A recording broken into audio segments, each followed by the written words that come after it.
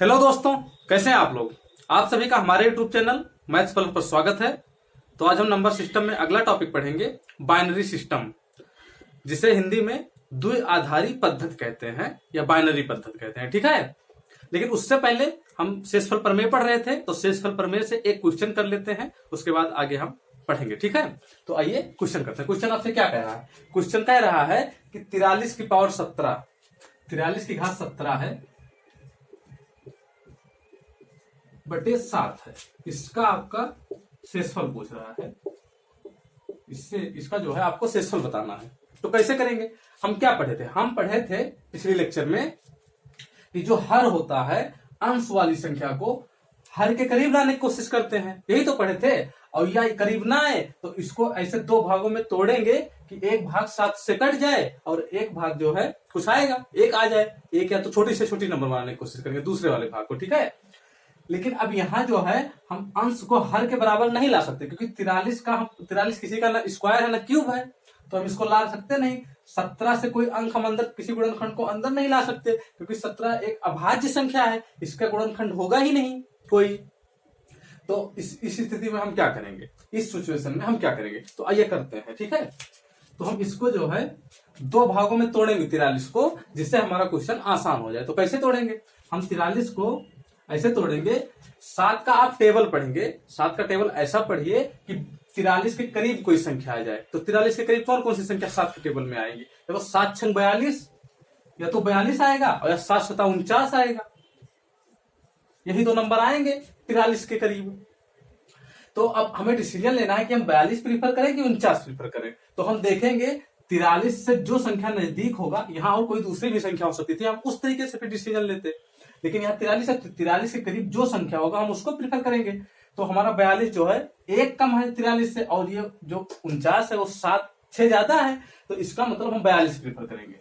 ठीक है, तो हम 43 को लिख सकते हैं 42 प्लस 1 की घात 17 बटे 7, ऐसे लिख सकते हैं ना। जब आप 42 में एक जोड़ेंगे तो 43 आ जाएगा।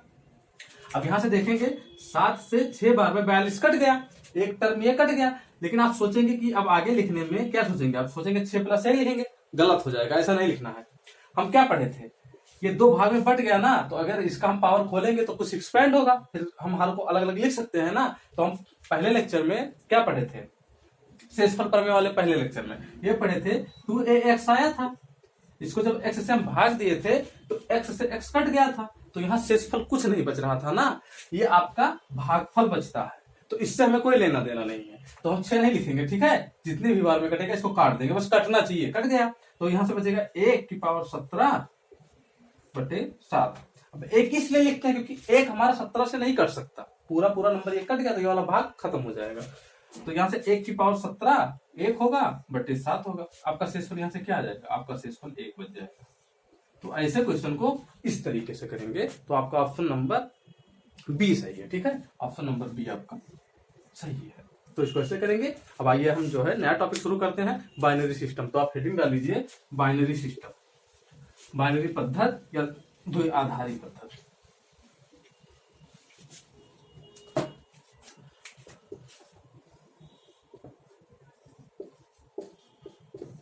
बाइनरी या द्विआधारी पद्धति, ये आपका जो है बहुत ही महत्वपूर्ण टॉपिक है। ठीक है, इससे आपको एक नया क्वेश्चन जरूर देखने को मिलेगा। अभी जो उसका यूपी टेट का पेपर हुआ है उसमें भी 1 से 2 क्वेश्चन आए थे इससे, तो आप इसको अच्छे से करिएगा। तो बाइनरी में कैसे करेंगे? हम डायरेक्ट क्वेश्चन करेंगे, वहीं से कॉन्सेप्ट निकालेंगे। ठीक है, तो आपको स्क्रीन पे क्वेश्चन दिख रहा है, पढ़िए क्वेश्चन क्या कह रहा है। क्वेश्चन कह रहा है दशमलव पद्धति की संख्या। अब आप सोचेंगे तो दशमलव की पद्धति की संख्याएं क्या होती हैं? तो जो भी संख्या जैसे आपका 25, 50, 100, 5000, 6000, ये सब आपकी दशमलव पद्धति संख्याएं हैं। तो दशमलव पद्धति की संख्या 25 कौन सी संख्या है? 25 को कह रहा है आप बाइनरी में परिवर्तित कीजिए, आप बाइनरी संख्या में परिवर्तित कीजिए। तो कैसे परिवर्तित करेंगे? आइए करते हैं। तो आपको बाइनरी से या द्विआधारी से हिंदी वाला टर्म आप देखेंगे तो यहाँ दो द्वि दिख रहा है, द्वि से यहां निकलेगा 2, तो इसका जो बेसिक है वो 2 है। इसका जो मूल डिजिट है वो 2 है, तो हम 2 से भाग देना शुरू करेंगे। जो भी नंबर हमें मिलेगा दशमलव वाला, जिसको भी बाइनरी संख्या में परिवर्तित करने कहेगा, उसको हम 2 से भाग करना शुरू करेंगे। तो अब 2 से जब भाग देंगे तो ये कितनी बार जाएगा? 12 बार जाएगा। 12 दूना 24 हो जाएगा, 1 25, 1 शेष बचेगा। और ये भी याद रखिएगा, जब आप 2 से भाग देंगे, हर स्थिति में हमें 2 से ही भाग देना है, तो आपका शेषफल हमेशा 1 ही बचेगा, 1 से ज्यादा नहीं बचेगा। ठीक है, तो इसको विशेष ध्यान रखिएगा। तो 1 शेष बचा। अब 12 को हम 2 से फिर भाग देंगे तो 6 बार जाएगा, कुछ शेष नहीं बचेगा, 0 शेष बचेगा। उसके बाद हम 2 से फिर भाग देंगे 6 को, तो 3 बार जाएगा, कुछ शेष नहीं बचेगा, 0 शेष बचेगा। अब जब 2 से हम भाग देंगे 3 को, तो 2 एकम 2 जाएगा, 1 शेष यहां से बच जाएगा। तो अब इसको बाइनरी सिस्टम में हम लिखेंगे क्या?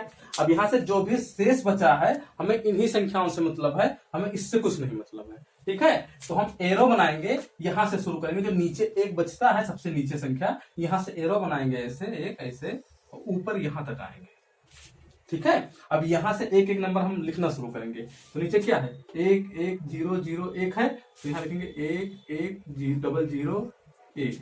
यही तो है। जब हम नीचे से लिखेंगे तो आपको हम समझाने के लिए एरो बना दिए हैं। आप एग्जाम में एरो रो मत बनाइएगा, डायरेक्ट करिएगा, नीचे से लिख दीजिएगा 1 1 0 0 1, ऐसे लिख देंगे। उसके बाद आप ब्रैकेट लगाइएगा। ब्रैकेट लगाने के बाद द्विआधारी पद्धति कह रहा है, तो यहां हम 2 लिख देंगे, 2 लिख देंगे, यही आपका आंसर हो जाएगा।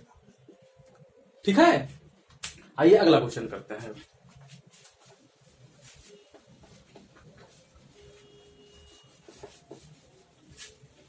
अगला क्वेश्चन क्या है आपका?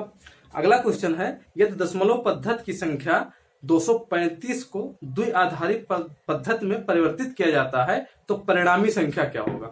संख्या हमें 235 अब की बात दे रहा है। 235 को कह रहा है कि बाइनरी सिस्टम में या द्विआधारी पद्धति में लिखिए। तो कैसे करेंगे? अभी हम पढ़े हैं कि हम 2 से भाग करना शुरू करेंगे, तो इसको 2 से आप भाग दीजिए। तो 2 से भाग देंगे तो कितनी बार जाएगा? 2 एकम 2, 2 एकम 2, एक कैरी जाएगा, 15 हो जाएगा, 7 बार जाएगा। लेकिन 15 होगा, 7 दूनी 14 होगा, 1 शेष यहां बच जाएगा, तो 1 शेष हम बगल में लिख लेंगे। उसके बाद में फिर हम इसको 2 से भाग देंगे, जब तक पूरा 1 नहीं आ जाएगा नीचे, जब तक हम भाग देते जाएंगे, जब तक भाग होगा।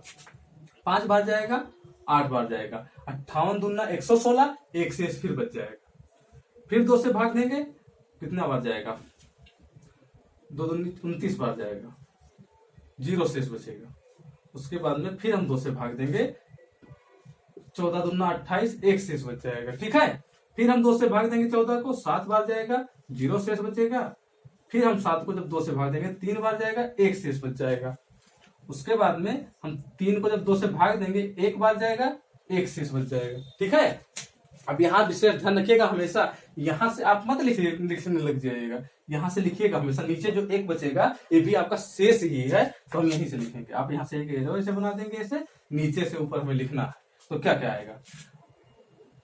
3 टाइम्स 1 आएगा, उसके बाद 0 1 0 1 1, यही तो आएगा। 3 टाइम 1 आएगा, उसके बाद में 0 1 0 1 1, ये आएगा। ब्रैकेट लगाएंगे, उसके बाद में 2 लिख देंगे अपने तरफ से, क्योंकि द्विआधारी पद्धति में लिख रहे हैं, यही आपका आंसर हो जाएगा। अब हम ये सीख लिए कि हम जो है दशमलव संख्या को बाइनरी में कैसे बदलते हैं, ये सीख लिए। इससे ज्यादा टफ कुछ नहीं बनाएगा पेपर, ऐसे ही बनाएगा। 235 के जगह नंबर बदल देगा, हम 2 से कटवा लेंगे, जो भी बनेगा शेष आएगा, उसी हिसाब से हम लिख के अपना बाइनरी सिस्टम निकाल लेंगे। लेकिन यदि आपसे कह दे कि बाइनरी दे दे, आपको कोई बाइनरी नंबर दे दे, कहते दशमलव में लिखिए, तो कैसे लिखेंगे? अब आइए उससे रिलेटेड क्वेश्चन करेंगे। ठीक है,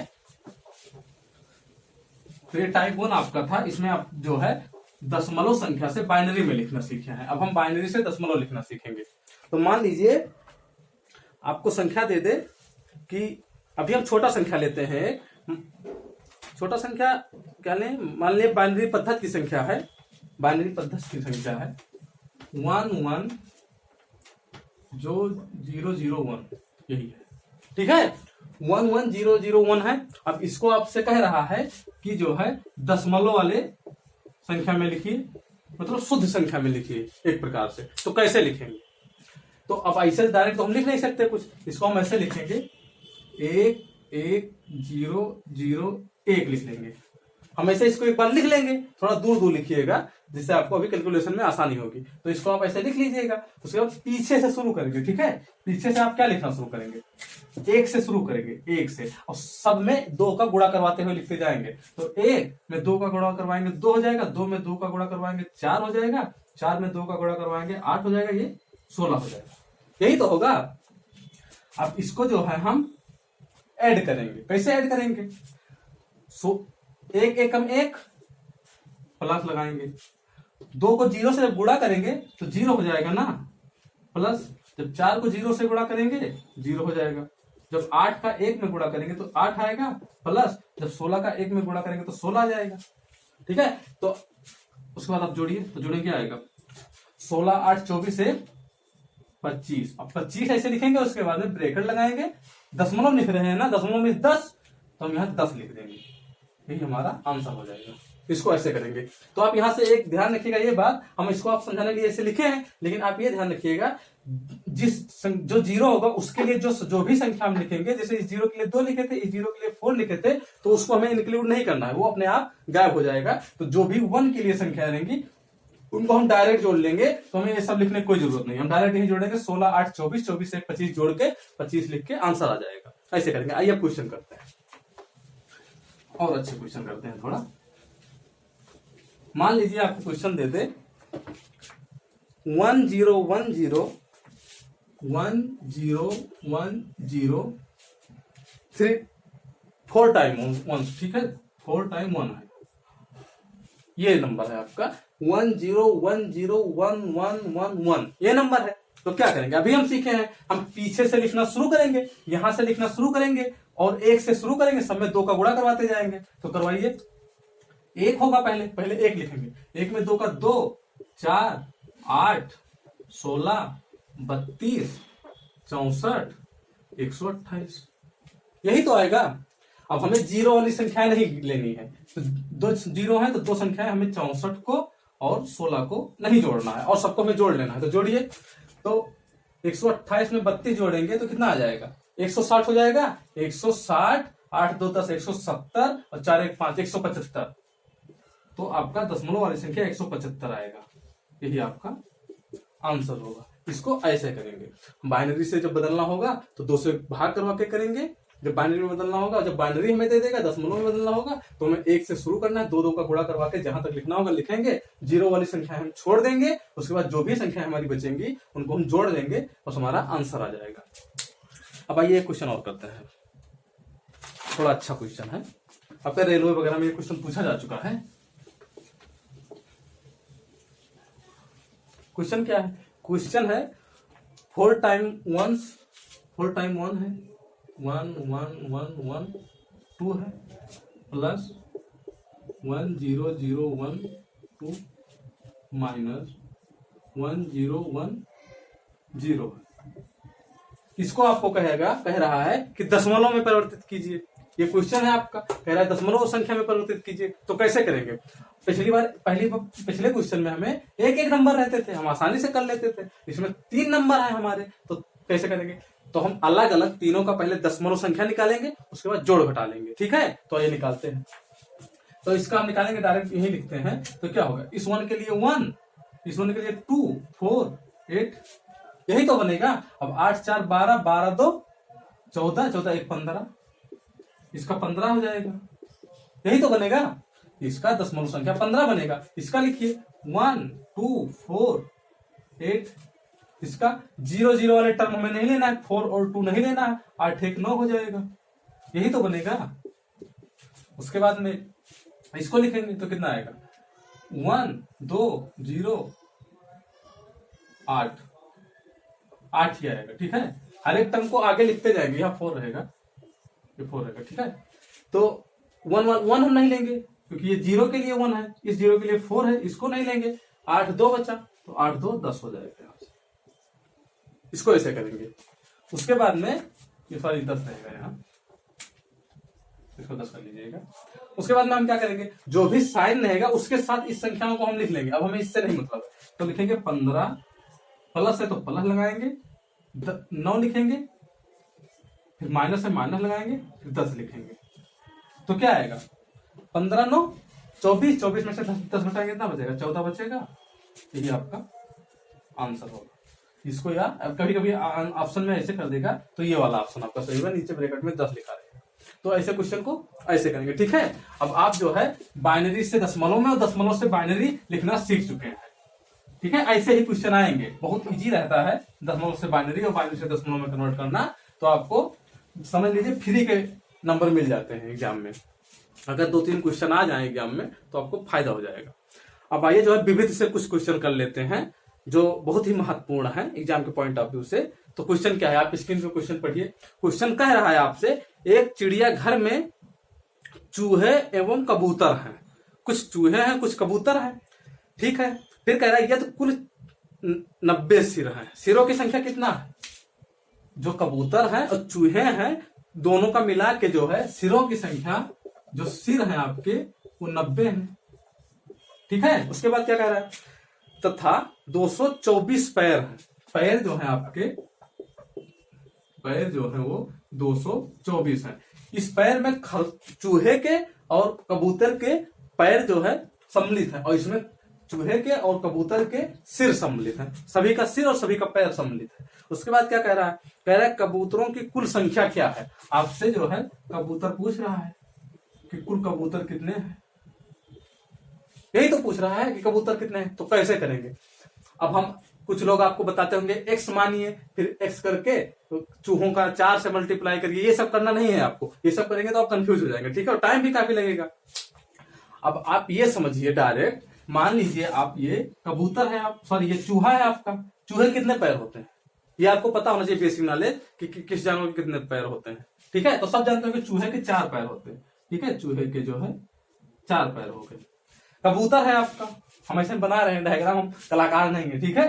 तो ऐसे बना रहे हैं, ये कबूतर मान लेते हैं, ये आपका चूहा है और ये आपका कबूतर है, ठीक है। ये कबूतर है आपका।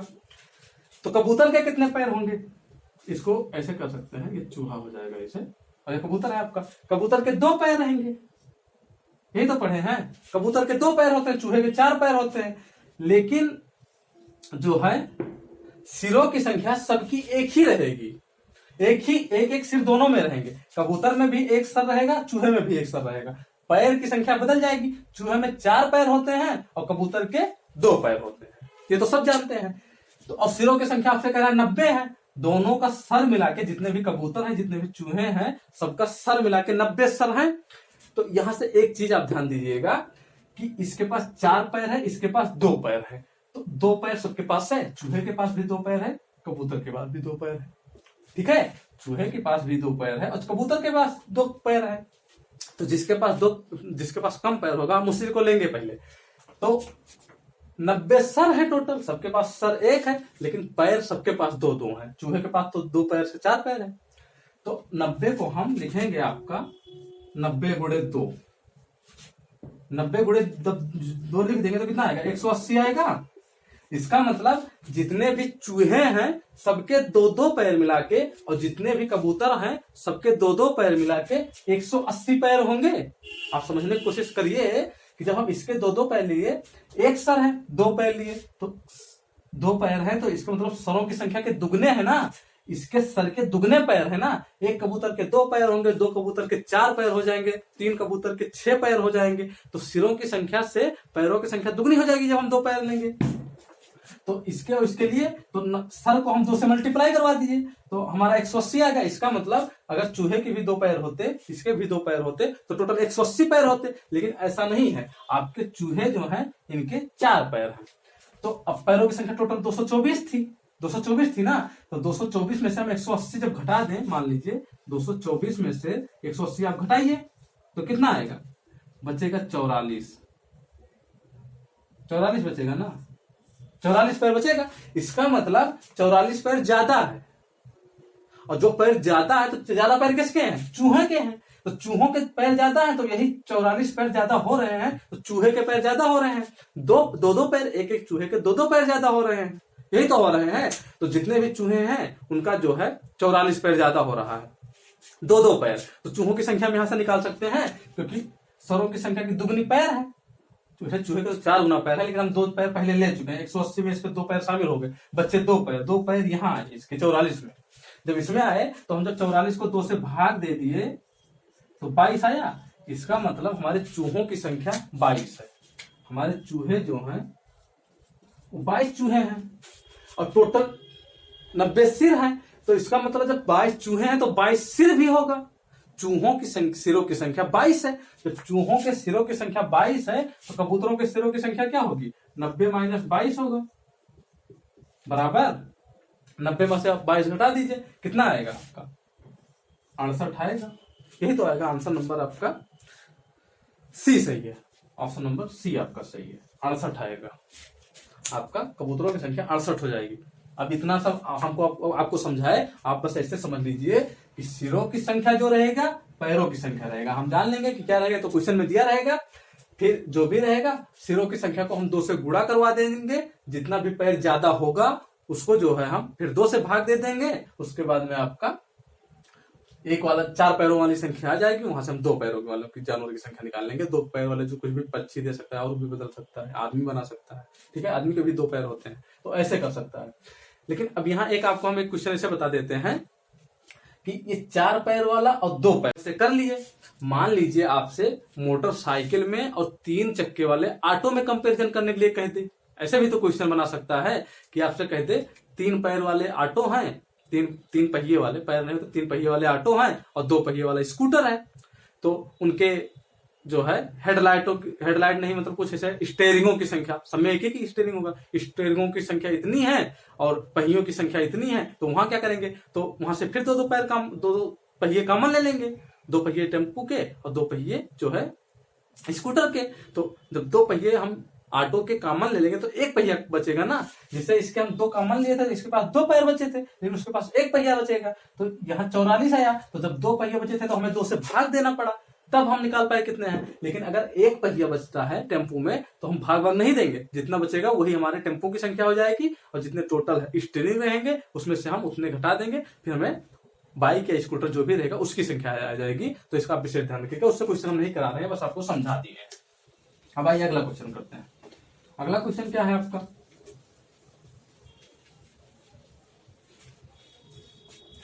इस वाले क्वेश्चन में लोग बहुत कंफ्यूज होते हैं, ठीक है। ये पैर और सर वाले क्वेश्चन में बहुत कंफ्यूज होते हैं। तो इसका हम बहुत शॉर्टेस्ट फॉर्म बताएं, इससे शॉर्ट आपको नहीं बताया जा सकता। वैसे आपको हम 2-3 तरीके भी बता सकते हैं कि आप मेथड 1, मेथड 2, मेथड 3 सब सीख लीजिए। हम एक्स मान के करवा लेते, फिर सर से करवा लिए, एक तरीका पैर से भी करवाना होता है। तो सब नहीं, जो शॉर्टेस्ट मेथड है ये सबसे शॉर्टेस्ट मेथड है, इससे शॉर्ट नहीं बनाया जा सकता। इस क्वेश्चन को आप सर में 2 का गुणा करवाइए, उसके बाद में जो भी पैर ज्यादा बचेगा वो 4 पैर वाले का, जो भी जिसके पास ज्यादा पैर होगा उसके वाले सर निकाल लेंगे, वहां से जो जिसके पास कम पैर होगा उसका सर निकाल लेंगे। बहुत आसान है, ऐसे करेंगे। आइए अगला क्वेश्चन करते हैं। ऐसे ही क्वेश्चन है, कह रहा है किसी व्यक्ति के पास कुछ मुर्गियां तथा गायें हैं। आपके पास मुर्गी और गाय हैं। एक व्यक्ति के पास कुछ मुर्गियां हैं, कुछ गायें हैं और उनके पैरों की संख्या 140 है। पैर कितने हैं?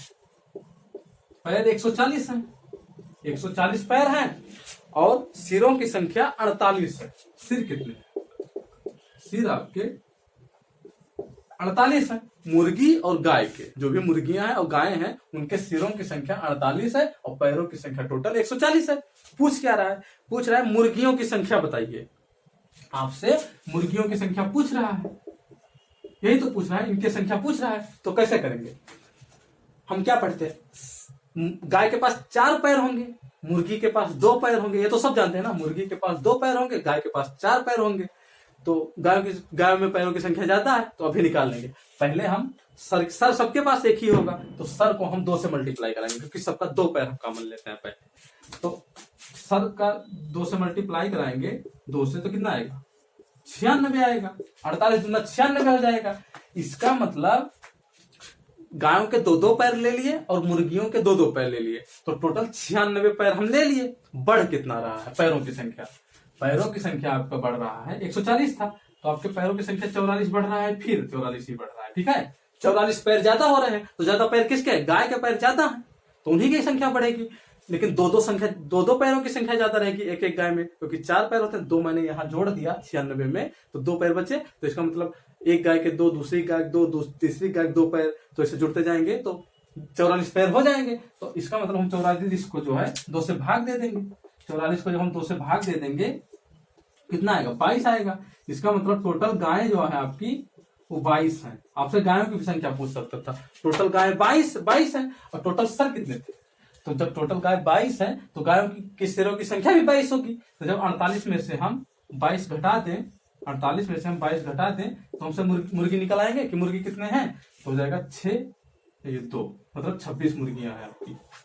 टोटल 26 मुर्गियां हैं। आपका ऑप्शन नंबर डी सही है। इसको ऐसे करेंगे, डायरेक्ट सर में मल्टीप्लाई करेंगे ये 2 का, जितना भी पैर आए, ज्यादा हो जो पैर उसको आप निकाल लीजिए, उसके बाद उसको भी 2 से कटवा दीजिए। आपका 4 पैर वाले जानवर की संख्या आ जाएगी। फिर वहां से आप 2 पैर के जानवर की संख्या निकाल लेंगे, कोई दिक्कत नहीं होगा। ठीक है, आइए जो है एक क्वेश्चन अच्छा करते हैं, अच्छे लेवल का क्वेश्चन करते हैं, जो है यही सर पैर वाला है लेकिन थोड़ा डिफरेंट है उससे। इस सर पैर वाला भी क्वेश्चन आया था आपका यूपीटेट में। ठीक है, तो ऐसे क्वेश्चन आते रहते हैं। आप कोई भी पेपर उठाएंगे क्वेश्चन आपको देखने मिल जाएगा। सर पैर दे देगा आपका, 4 पैर वाले जानवर दे देगा और जो है 2 पैर वाले जानवर दे देगा। फिर वहां से कह देगा, लेकिन आपको ये नहीं दिया है कभी भी, आज तक मैंने कभी नहीं देखा है क्वेश्चन की ऑटो में और मोटरसाइकिल में कंपेयर कराया हो। तो इसको आप कर लीजिएगा कि उसके पास 3 ही पहिए रहेंगे। तो कैसे करेंगे, 3 पहिए में हमें 2 से नहीं भाग देना होगा लास्ट में। ठीक है, डायरेक्ट जो आएगा वही हमारे ऑटो की संख्या हो जाएगी। तो इसको आप ध्यान रखिएगा। क्वेश्चन है आपका, कुछ संख्या में घोड़े और उतनी ही संख्या में आदमी कहीं जा रहे थे। कुछ घोड़े हैं, जितने घोड़े हैं उतने आदमी हैं। ठीक है, जितने भी घोड़े हैं, किसी भी घोड़े के लिए 2 आदमी नहीं है, ना कम है, ना किसी आदमी के लिए 2 घोड़े हैं। जितने भी घोड़े हैं उतने आदमी आपके कहीं जा रहे हैं।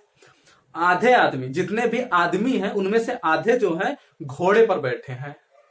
जितने टोटल आदमी हैं उनमें से आधे आदमी घोड़े पर बैठे हैं और आधे जो है, जो शेष बचे हैं, शेष कितने आधे बचेंगे, जो आधे हैं वो पैदल चल रहे हैं, घोड़ों के साथ पैदल चल रहे हैं। तो आपसे क्या कह रहा है, चल रहे हैं। और टोटल टांगों की संख्या 70 है, चलने वाले टांगों की संख्या। समझिएगा इसको, कह रहा है कि कुछ घोड़े हैं, जितने घोड़े हैं उतने आदमी हैं।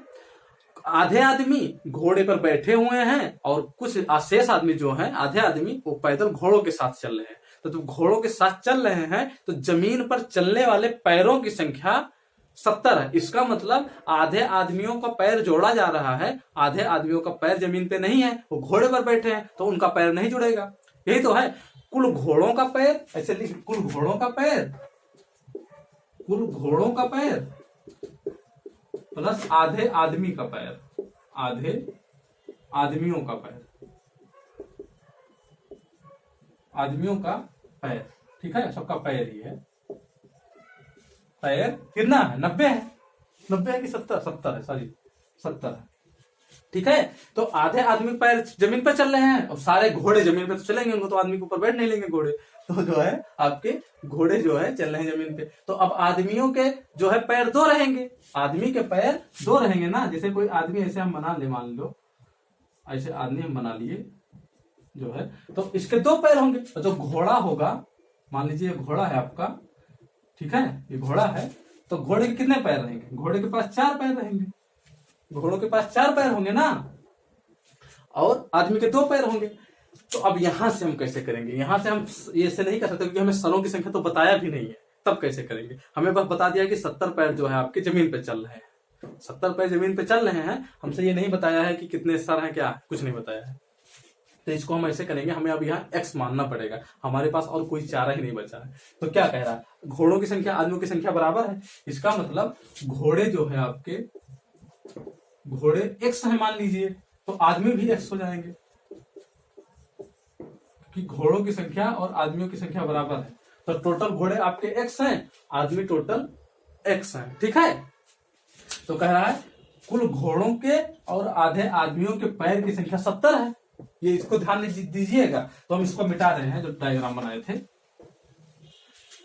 तो एक घोड़े के 4 पैर, तो x घोड़े हैं, तो एक घोड़े के 4 पैर, 2 घोड़े के 8 पैर। तो 2 घोड़े के 8 पैर कैसे आ रहे हैं, 2 में हम 4 का मल्टीप्लाई करा रहे हैं, तो 2 घोड़ों का पैर हम जान जा रहे हैं कि 8 है। तो सिर्फ x में जब हम मल्टीप्लाई करा दें 4 का, तो इसका मतलब x घोड़ों की संख्या पता चल जाएगी, पैरों की संख्या। x घोड़ों के पैरों की संख्या कैसे पता चलेगी, जब हम x में 4 का मल्टीप्लाई कराएंगे। तो करवाइए, तो ये 4x हो जाएगा, 4x पैर हो जाएंगे घोड़ों के, प्लस आधे आदमियों की पैर की संख्या। तो पहले आदमी को आधा करिए, टोटल आदमी x है, तो x/2 कर देंगे, आधे आदमी हो गए। और आदमी में पैर कितने होंगे? 2 होंगे, तो एक आदमी के 2 पैर, तो 2 आदमी के 4 पैर, 3 आदमी के 6 पैर। तो कैसे पता चल रहा है? जब हम 3 में 2 का मल्टीप्लाई करा रहे हैं तभी तो 6 पैर पता चल रहा है कि 3 आदमियों के 6 पैर हैं। तो वैसी तरीके से हम x/2 में जितने भी आदमी आधे आदमी है उनमें हम 2 का मल्टीप्लाई करा दें तो उनके पैरों की संख्या मुझे पता चल जाएगी। तो इसमें आप जो है 2 का मल्टीप्लाई करा दीजिए, तो आपको यहां से कुल घोड़ों के पैरों की संख्या प्लस आधे आदमियों के पैरों की संख्या 70 आ जाएगी। तो इसको कैलकुलेट करिए, तो 2 से 2 कट जाएगा, यहां बचेगा x, यहां बचेगा 4x, ये हो जाएगा टोटल 5x बराबर 70 होगा ना। तो आपको यहाँ x की वैल्यू क्या मिल जाएगी? 14। क्वेश्चन में आपसे पूछ क्या रहा है? घोड़े कितने हैं? तो x की वैल्यू 14 है, तो इसका मतलब घोड़े आपके 14 है। ऑप्शन नंबर आपका कौन सा सही है? Option number C, option number C सही है। ठीक है, ऐसे करेंगे। अब आप ऐसे समझ लीजिए, जितना भी रहेगा घोड़ों की संख्या में हम 4 से मल्टीप्लाई कराएंगे। आदमी आधे कह रहा है तो आदमी को पहले हम आधा कर लिए, x/2 कर लिए, फिर आदमी के प्रत्येक के 2 पैर होते हैं, हम 2 से मल्टीप्लाई करवाइए, कैलकुलेट कर लीजिए, x का वैल्यू आ जाएगा। उसके बाद में हम वहां से पता कर लेंगे। आदमियों की संख्या भी 14 होगी, आदमी की संख्या भी 14 होगी। अब आपसे क्वेश्चन ऐसे घुमा सकता है, कितने आदमी घोड़े पर बैठे थे? ये भी पूछ सकता है, ये भी तो पूछ सकता है आपसे घोड़ों की संख्या पूछ लिया, आप 14 डायरेक्ट बता दीजिएगा कि x का वैल्यू 4 आ गया, ये बता दिए आप। लेकिन आपसे पूछ ले कितने आदमी घोड़े पर बैठे थे, तो कैसे बताएंगे? आधे आदमी सीधा सीधा होता है घोड़े पर बैठे थे, तो टोटल 14 आदमी, इसका मतलब 7 आदमी घोड़े पर बैठे हुए थे और 7 आदमी घोड़ों के साथ पैदल चल रहे थे। आपको और डीप में क्वेश्चन पूछेगा तो कह देगा जमीन पर चल रहे आदमी के पैरों की संख्या कितनी थी। ये भी पूछ सकता है कि जमीन पर चल रहे आदमियों के पैरों की संख्या कितनी थी। तो 7 आदमी जमीन पर चल रहे थे, 7 आदमी जमीन पर चल रहे थे, तो इसका मतलब 7 दूनी 14 पैर आदमी के जो है जमीन पर चल रहे थे। तो यहां से आपको पता चल जाएगा कि 14 पैर आदमी के चल रहे थे और 14 में से जब 70 में से 14 घटा देंगे तो घोड़े कितने पैर जमीन पर चल रहे थे भी पता चल जाएगा। सिंपल है, ठीक है। तो ऐसे होगा। तो ये वीडियो आपको कैसा लगा कमेंट सेक्शन में जरूर लिख के बताइएगा। और आपका नंबर सिस्टम जो है फाइनली वो खत्म हो गया, ठीक है। तो आज आपका नंबर सिस्टम खत्म हो गया। आपका ये 20वां लेक्चर था नंबर सिस्टम का। तो लगभग जो है 9 से 10 घंटे लगे हमें, 9 से 10 घंटे, हाँ 9 घंटे लगे होंगे टोटल। आपका नंबर सिस्टम पूरा आज खत्म हो गया। यदि आपने पिछला वीडियो मेरा नहीं देखा है, ठीक है, यदि आप नंबर सिस्टम के हमारे पिछले वीडियो नहीं देखे हैं तो आप चैनल पर विजिट करिए, पूरा वीडियो देख लीजिए, ठीक है। आपको नंबर सिस्टम में कोई परेशानी नहीं होगा आगे। तो अगला चैप्टर हम फिर शुरू करेंगे। अगला चैप्टर हमारा होगा एलसीएम और HCF, ठीक है। तो आप इस वीडियो को ज्यादा से ज्यादा शेयर करिए, ठीक है। वीडियो को ज्यादा से ज्यादा शेयर करिए, क्योंकि ज्यादा से ज्यादा लोगों को पढ़ाने में ज्यादा मजा आता है, ठीक है। जब ज्यादा लोग हमारा वीडियो देखेंगे, ज्यादा लोग पढ़ेंगे तो हमारा मन भी ज्यादा लगेगा, ठीक है। और जब देखने वाले ही नहीं रहेंगे तो हमारा पढ़ाने कोई अर्थ ही नहीं निकलेगा ना, ठीक है। तो आप इसको ज्यादा से ज्यादा शेयर करिए। आप लोग जितने भी लोग देख रहे हैं सबकी जिम्मेदारी है, कम से कम 5 लोगों को शेयर करिए इस वीडियो को। कम से कम आप लोग 5 लोगों को शेयर करिए, ताकि थोड़ा यहाँ जो है क्राउड आएगा जब आप, तभी तो हमारा मन लगेगा पढ़ाने में। तो वीडियो को लाइक कर दीजिएगा, और यदि आप चैनल पर नए हैं तो चैनल को सब्सक्राइब कर लीजिएगा, बेल आइकन जरूर प्रेस कर लीजिएगा, ताकि आपको हमारे आने वाले वीडियो का नोटिफिकेशन बराबर मिलता रहे। अगली वीडियो में हम फिर मिलेंगे, आपको रेगुलर वीडियो मिलेंगी। थोड़ी परेशानी आ गई थी तो थोड़ा ब्रेक हो गया हमारा चैन, अब ब्रेक नहीं होगा, ठीक है। आपको रेगुलर वीडियो मिलेंगे। तो आप जो है अगली वीडियो में हम आपको फिर मिलेंगे नए चैप्टर के साथ। तब तक के लिए नमस्कार, धन्यवाद।